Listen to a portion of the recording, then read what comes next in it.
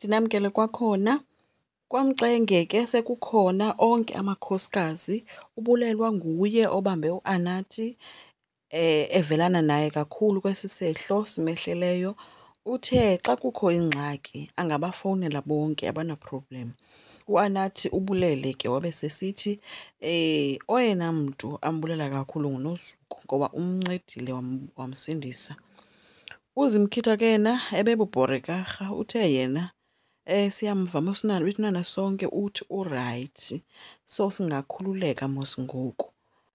Wamnqanda ke ubulelwa esithi hayi Zimkhitha suthetha njalo.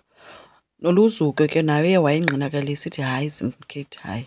UZimkhitha uthe hayi bendingatsho ngolo hlobo, bendingayibeki kanjalo. Ubulelwa uvele wathi ke mabathandaze. Nanku ke futhi uZimkhitha again imothusa nale yoba funeka kuthandaziwe. Akayingeni yonke le nto uZimkhitha. Ayipheli ke yakwamakhwethu bethuna impi. USimelelo uthi ingxabane iqale ngenxa yento yekeyiki. Uthi ikeyiki ifuneka. USimelelo uthi ukubeka isandla kutatakhe akuyondelelo leyo. Funeka uthe naye unegazi. Xa etyiwa yikonsi akazuthula udikiwe yena. Akalolitye yena futhi akayombokotho. Uba ucinga uba uyiyo makancame. Uthe ke yena xa etyiwa yikonsi udila nesihlangu. Naye uzelwe une-feelings. UMsimelo uthe uzolicela kodwa uxolo phaa kutata. Ufuneka yena ummele ngelithi xelela utatakho aphume aphele kwam. UMsimelelo yena ummele ngelithi uzawulucela uxolo imini inye yile ethi andifuni uxoka. Watsho ephakama ekhala ngorha yini le ufuneka ushiye ethi hayi uphambene uMsimelelo. Kunzima ke kwamakhwethu as long as kusekhona lixhego kusazoba nzima phaa kusazoliwa.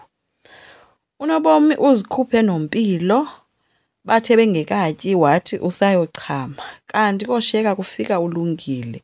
Lungile ke ngulo bedukile emlindise kwatshona ilanga.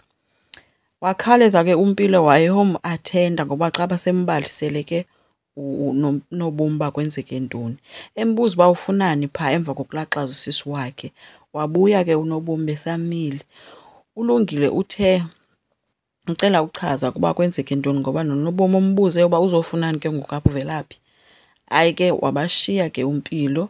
Akamqhathanga mntakaba uLungile uNobomi uthi ubebanjwe inkunzi wathathelwa nefowuni. So njengoba epha uzocela nje inamba yakhe kuNontle. Hayi ke nanko ke mhaga embuza into yoba abamlimazanga nawo otsotsi. Yho hayi ke sana lo mntana uNobomi usazodlala lo mfana. Later nanko simbona futhi usebhedini noLungile. So sebexolelene. Ngale ndlela uba semthathe womfaka endlini. Phofu umbonisa iifowuni kwifowuni yakhe uba makakhethe uba yeyiphi ayithandayo. Hayi ke noLungile uzenza msulwa. Hayi babe andifuni ube uzihlupha ndibe ngathi ndifuna undithengela ifowuni ntontontoni. Ngelo xesha uyayifuna ifowuni ude wathi omnye hayi andenzi kaloku ngokungathi mhlawumbi ndikuthengela ifowuni but ekugqibeleni ifowuni uyayidinga awunafowuni.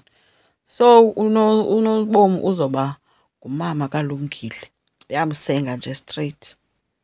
uMatilda ke ufikile naye ezobona uAnathi. Uthe kufuneka bake bagoduke imbi le nto imehleleyo.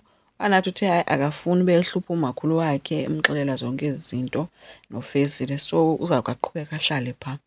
Noluzuko naye ubonile uba uAnathi akakwazi nokulala ebusuku. Uthi lo mntu usamane imbona oko qho xa ileleyo. uLuzuko ke uthe uzomzamela itherapist. And uAnathi yayikhalazela into yoba njengoba ekulandla uvele usazoyibona yonke le nto. Umbuzo ke ngoba uLuzuko lo umthatha nini uAnathi amse kwindlu yakhe le wayethe umthengele yona. Asazi ke. Enkosi ngicela siqhubeke, subscribe, silike, singakhomenta futhi bye.